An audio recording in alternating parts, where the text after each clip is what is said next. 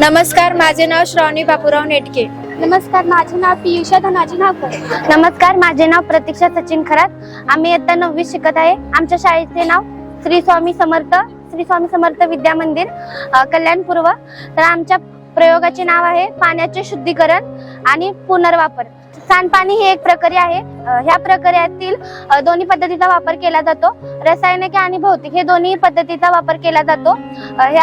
आम्ही हा घरगुती उपाय केला आहे जेणेकरून पाणी शुद्ध राहील. पृथ्वीवर वारंवार समस्या होत आहे, त्यामुळे मानवावर आणि प्राण्यांवर मोठे परिणाम होत आहे. हा औद्योगिक वसाहतीतून निघणारे रसायन, सांडपाणी, कचरा, मानवी क्रिया या इत्यादींमुळे जल प्रदूषण होत आहे. तर पाण्याशिवाय आपण जगू शकत नाही. पाणी आपले मुख्य सार आहे. पाण्यातील हा मुख्य घटक आम्ही हे ते घरगुती उपायानुसार शुद्धीकरण करणार आहोत. तर हे फॅक्टरीतले अशुद्ध पाणी आहेत, ते आता माझी मैत्रीण श्रावणी नेटके सांगेल तुम्हाला.